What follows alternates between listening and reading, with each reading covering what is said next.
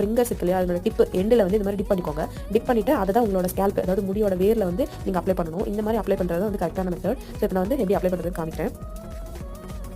So இந்த oil வந்து கான்சன்ட்ரேட்டடான oil, அதனால் நீங்கள் வந்து ஸ்கேல்ப்புக்கு மட்டும் யூஸ் பண்ணால் போதும். இந்த மாதிரி ஃபிங்கர் டிப்பில் எடுத்துகிட்டு நல்லா இந்த மாதிரி உங்களுக்கு எங்கே பால்னஸாக இருக்குது, முடி கொட்டிட்டு கேப்பாக இருக்குது அப்படின்னு தோணுதோ அங்கே வந்து நீங்கள் இந்த ஆயில் அப்ளை பண்ணுங்கள். ஸோ நல்ல ஃபிங்கர் டிப் வச்சு நல்ல அந்த ஆயில் வந்துட்டு நல்லா இறங்குற மாதிரி நல்லா சர்க்குலர் மோஷனில் வந்துட்டு மசாஜ் பண்ணிக்கோங்க. ஸோ நீங்கள் முதல்ல கான்சன்ட்ரேட் பண்ண வேண்டியது உங்களுக்கு எங்கே வந்து முடி கொட்டி கேப்பாக இருக்குது, மண்டை தெரியுது அப்படிங்கிற இடமோ அந்த இடத்துல வந்து கான்சன்ட்ரேட் பண்ணி இந்த ஆயில் கொஞ்சம் நிறைய அப்ளை பண்ணுங்கள். அதுக்கப்புறமா மற்ற இடத்துல வந்து ஓரளவுக்கு நார்மலாக நம்ம கோகனட் ஆயில் அப்ளை பண்ணுற மாதிரி அப்ளை பண்ணிக்கோங்க. உங்கள் ஃபுல் லென்த் ஆஃப் ஹேருக்கு அப்ளை பண்ணணும்னு அவசியம் இல்லை. இது வந்து கான்சன்ட்ரேட்டடான ஆயில் நான் சொல்லியிருந்தேன் இல்லையா, அதனால் வந்துட்டு முடியோட வேருக்கு பண்ணணும். ஏன்னா வேருக்கு தான் வந்துட்டு ஸ்ட்ரென்த் போகணும். லென்த்துக்கு வந்து மெயின்டெனன்ஸ்க்கு நம்ம வந்து கண்டிஷனிங் பண்ணாலே போதும். ஸோ நீங்கள் வந்து வேருக்கு கான்சன்ட்ரேட் பண்ணி நல்ல ஒரு மசாஜ் கொடுக்கணும். கிட்டத்தட்ட ஒரு 15 நிமிஷமாவது வந்து நீங்கள் மசாஜ் பண்ணணும். நான் வந்து ½ an hour மசாஜ் பண்ணுவேன். உங்களுக்கு டைம் இருக்குது அப்படின்னா நீங்கள் 15 நிமிஷம் பண்ணுங்கள். ரொம்ப டைம் இல்லை அப்படின்னா ஒரு 10 minutes ஆவது பண்ணணும்.